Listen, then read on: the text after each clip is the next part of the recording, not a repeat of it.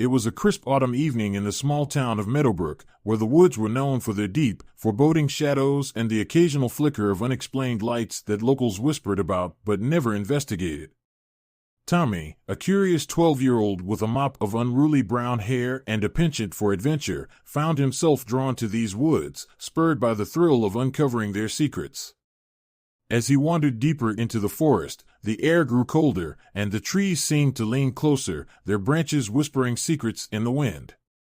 His mother's warnings to steer clear of the woods echoed in his mind, but his feet carried him forward, driven by a mix of defiance and intrigue. Suddenly, a soft, rhythmic pulsing interrupted the forest's natural sounds. Tommy paused, his heart thumping wildly as he tried to locate the source. The pulsing grew louder, more insistent, guiding him to a clearing he had never seen before. There, half buried under a mound of earth and fallen leaves, was what appeared to be a spacecraft. It was unlike the sleek shuttles from his comic books. This one was battered and scorched, as if it had traveled through hellfire. Cautiously approaching, Tommy noticed the hatch slightly ajar, emitting a faint, bluish light. He reached out, hesitating only a moment before his curiosity won over.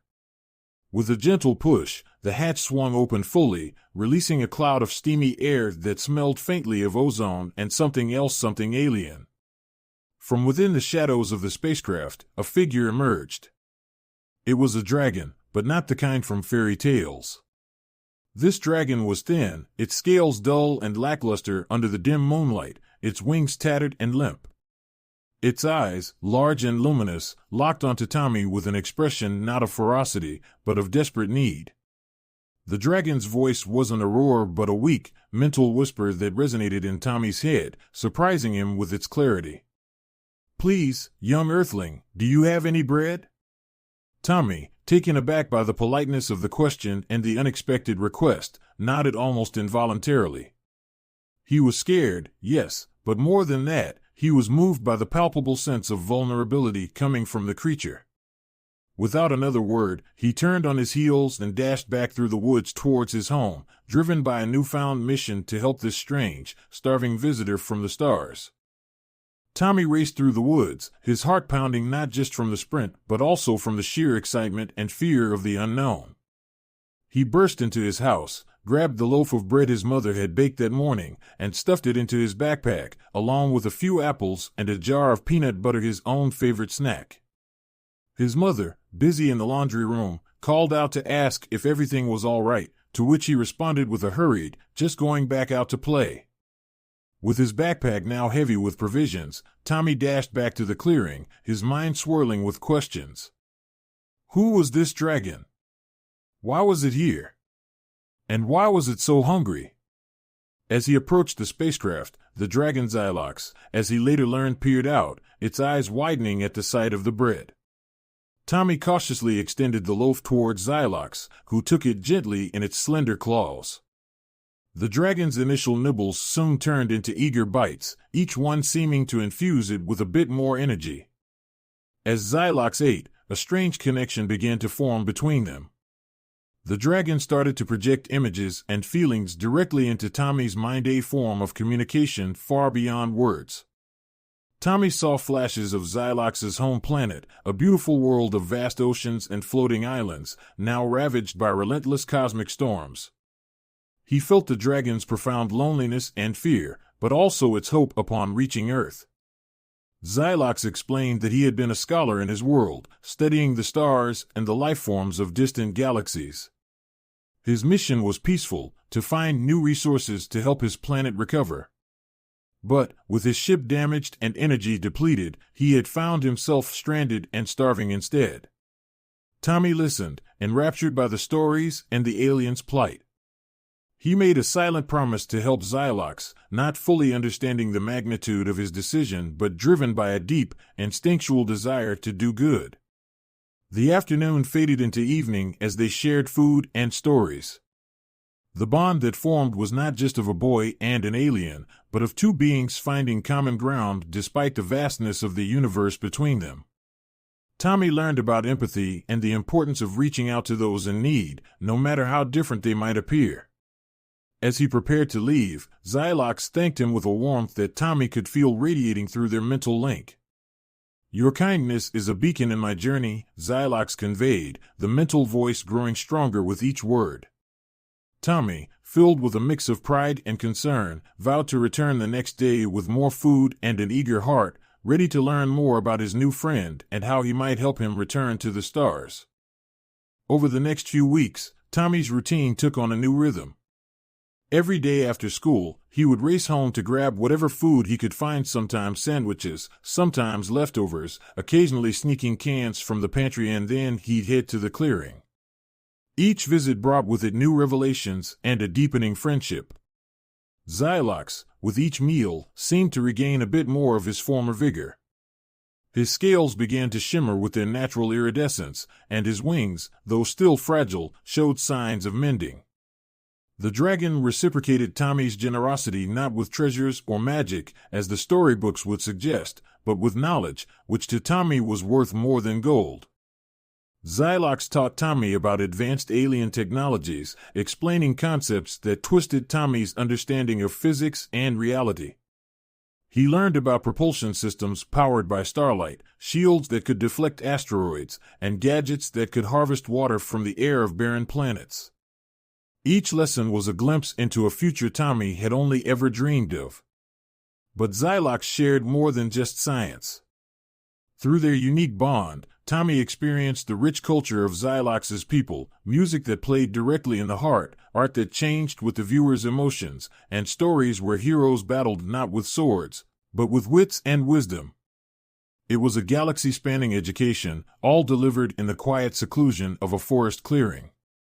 As Xylox regained his strength, he began to teach Tommy how to pilot his spacecraft using a simulator projected from the ship's computer. The controls were intuitive, designed to respond to thought as much as touch. Tommy found himself flying through digital starscapes, dodging asteroids, and soaring across alien horizons. It was exhilarating, filling him with dreams of space travel and adventures beyond Earth. Meanwhile, the bond between them deepened into a profound friendship. They shared not just meals but hopes and fears. Xylox expressed his anxiety about the future of his planet and his people, still suffering far away in space. Tommy, in turn, confided his own fears of growing up, of not knowing what he wanted to do with his life, of losing the magical connection he had found with Xylox. Their meetings, however, could not remain hidden forever. Rumors began to spread in Meadowbrook about lights in the woods and strange sounds at night. Curious townspeople and local media started to take an interest, complicating their secret gatherings. Aware that they couldn't keep meeting without eventually being discovered, Tommy and Xylox began to plan for what must come next. They needed to repair Xylox's spacecraft fully, find a way to get Xylox back to his people, and do all this while keeping their incredible secret safe from prying eyes. As they worked on the ship, tightening bolts and calibrating sensors, they also prepared for a departure that felt too soon for Tommy's young heart. The final weeks of Tommy and Xylox's time together were a blend of frantic activity and heartfelt preparation. The pair worked diligently on the spacecraft, using both Tommy's newly acquired knowledge and Xylox's expertise to restore its functionality. They installed the last of the repaired navigation modules and tested the engines late into the nights, under the cloak of darkness to avoid detection. Tommy, though eager to see his friend regain his freedom, felt a growing sense of melancholy at the impending goodbye. As the day of departure approached, Tommy brought his best friend, Sarah, into confidence. He needed help, and he trusted her more than anyone else. Together, they gathered supplies and created a diversion to keep the curious locals at bay on the day Xylox planned to leave. Sarah, amazed by Xylox and moved by Tommy's stories, quickly became another staunch ally. On the eve of Xylox's departure, the three of them sat in the clearing, sharing a makeshift meal. Xylox, now fully revitalized, shimmered with vibrant colors that reflected his gratitude and affection. He shared stories of the cosmos, promising Tommy that he would always remember Earth and the brave, kind boy who had saved him. "Tommy, you have given me the greatest gifts, your compassion, your courage, and your friendship. These I will carry with me across the stars. Xylox communicated telepathically, his voice strong and clear in Tommy and Sarah's minds. He extended a small device to Tommy. This is a communicator. It's attuned to your thought patterns. If ever you need me, or just wish to talk, use it. Tommy clutched the device, feeling the weight of it in his hands, a lifeline to a friend who would soon be light years away. He nodded, unable to speak past the lump in his throat. The following night, under a starlit sky, they gathered once more. Xylox's ship, fully repaired and gleaming under the moonlight, hummed softly, ready to take him home. The air was thick with an electric tension, a sense of something momentous about to occur. With a deep breath, Xylox stepped toward his ship, then turned to face Tommy and Sarah. Thank you for everything.